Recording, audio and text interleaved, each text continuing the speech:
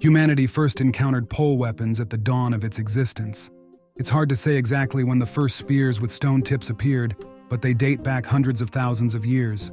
The simplicity and effectiveness of this weapon ensured its popularity throughout human history. Even today, the bayonets attached to firearms are a modern version of that same concept from the Stone Age. For the most part, there wasn't much need for other types of pole weapons for a long time. However, things began to change during the High or Late Middle Ages.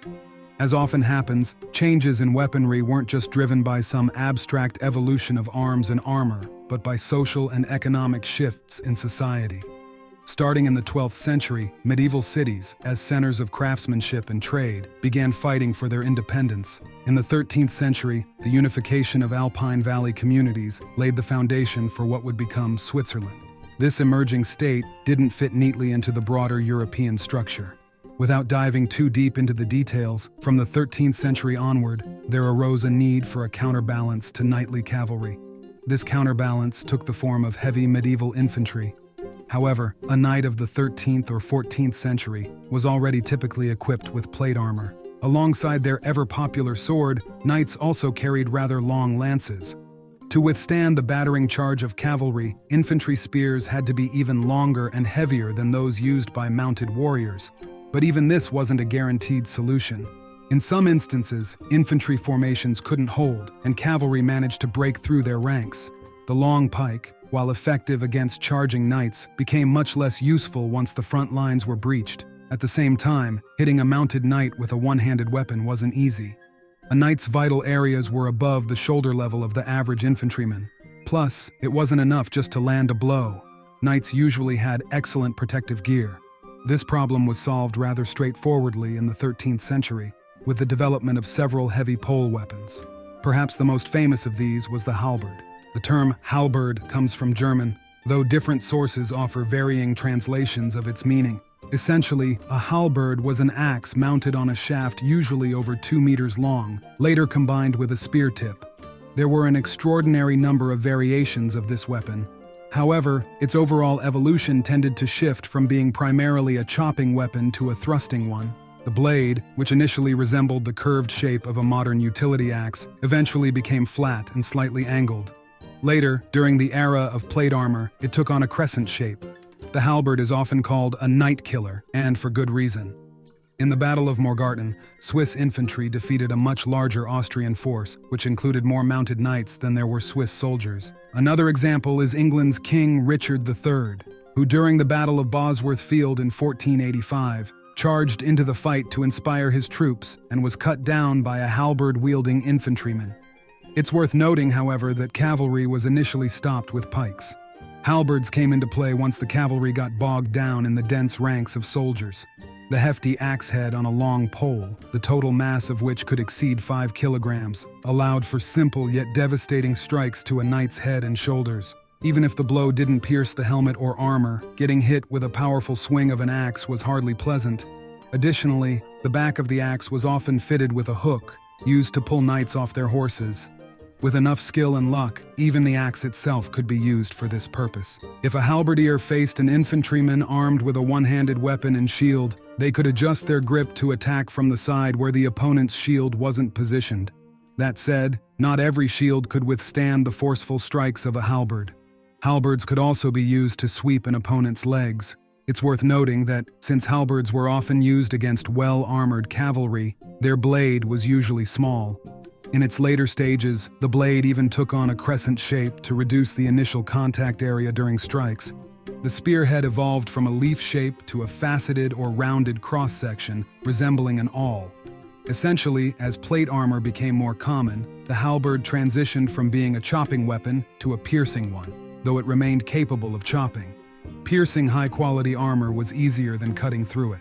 The effectiveness of the halberd is evidenced by the fact that it became widely used across Europe during the late Middle Ages. More halberds were produced than, for instance, two-handed swords. This weapon was generally simple and versatile. In Russia, as in several other countries, halberds were even used by officers as late as the 18th century. Today, the halberd is still a ceremonial weapon of the world's oldest military unit, the Swiss Guard of the Vatican. On the internet, You may have come across articles claiming that the Russian bardish was an equivalent to the halberd, but let's clarify. The bardish originated in Western Europe. Western European sources mention and depict bardishes as early as the 14th century. In Russia, the first recorded use of bardishes by Streltsy dates to the late 16th century, in 1581. The word bardish itself has Polish origins. This weapon was used in many countries but was most common in Eastern Europe and the Ottoman Empire. According to archaeologist and renowned cold weapons expert Anatoly Kirpichnikov, the bardish originates from a type of battle axe found in Scandinavia. The defining feature of the bardish is the kositsa, a part of the blade that provided an additional attachment point to the shaft. This multiple point attachment increased the weapon's overall durability, reducing the need for high-quality metal. Essentially, the bardish was the cheapest way to produce a weapon with a large chopping and cutting blade.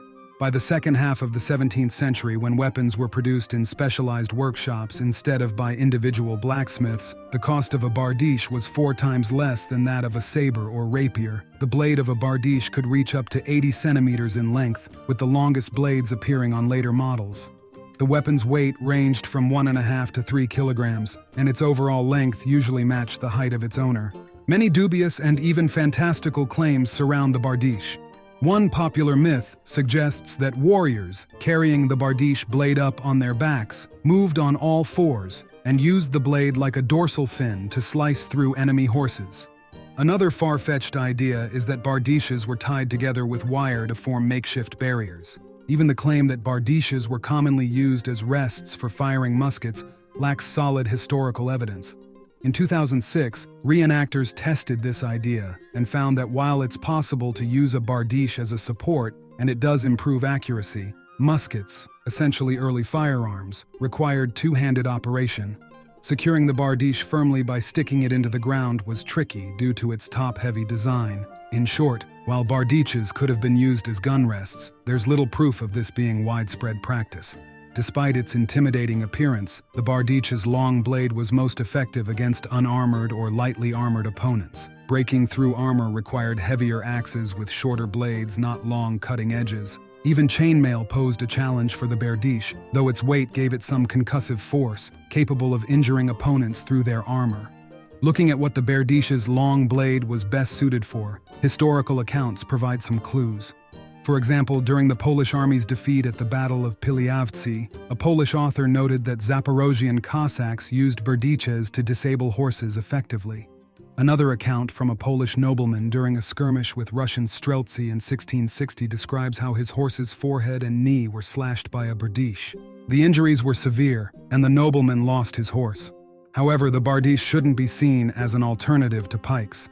As with halberds, cavalry had to first be stopped and engaged in melee before bardishs could be effectively used to strike down horses. In summary, we can draw this conclusion. Halberds were great for dealing with mounted knights, while bardishes were ideal for targeting their horses.